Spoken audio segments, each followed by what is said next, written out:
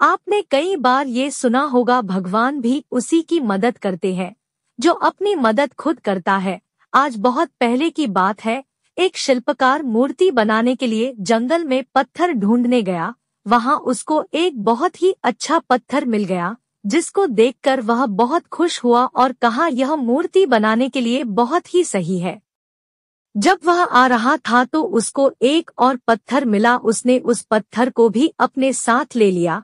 घर जाकर उसने पत्थर को उठाकर अपने औजारों से उस पर कारीगरी करनी शुरू कर दिया। औजारों की चोट जब पत्थर पर हुई तो वह पत्थर बोलने लगा कि मुझको छोड़ दो, इससे मुझे बहुत दर्द हो रहा है। अगर तुम मुझ पर चोट करोगे तो मैं बिखर कर अलग हो जाऊंगा। तुम किसी और पत्थर पर मूर्ति बना लो।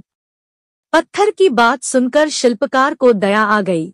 उसने पत्थर को छोड़ दिया और दूसरे पत्थर को लेकर मूर्ति बनाने लगा। वह पत्थर कुछ नहीं बोला। कुछ समय में शिल्पकार ने उस पत्थर से बहुत अच्छी भगवान की मूर्ति बना दी।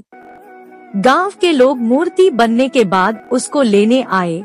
उनने सोचा कि हमें नारियल फोड़ने के लिए एक और पत्थर की जरूरत होगी। उन्होंने वहां रखे पहले पत्थर को भी अपने साथ ले लिया। मूर्ति को ले जाकर उन्होंने मंदिर में सजा दिया और उसके सामने उसी पत्थर को रख दिया। इसकी अब जब भी कोई व्यक्ति मंदिर में दर्शन करने आता तो मूर्ति को फूलों से पूजा करता, दूध से स्नान कराता और उस पत्थर पर नारियल फोड़ता था।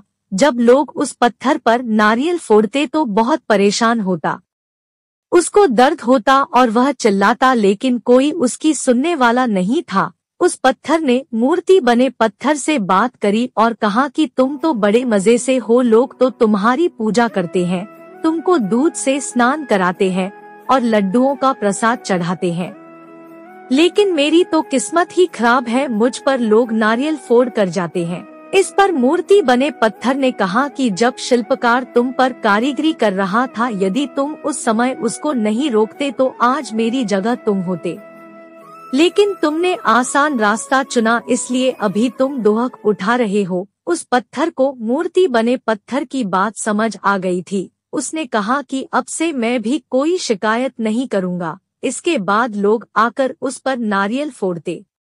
नारियल टूटने से उस पर भी नारियल का पानी गिरता और अब लोग मूर्ति को प्रसाद का भोग लगाकर उस पत्थर पर रखने लगे।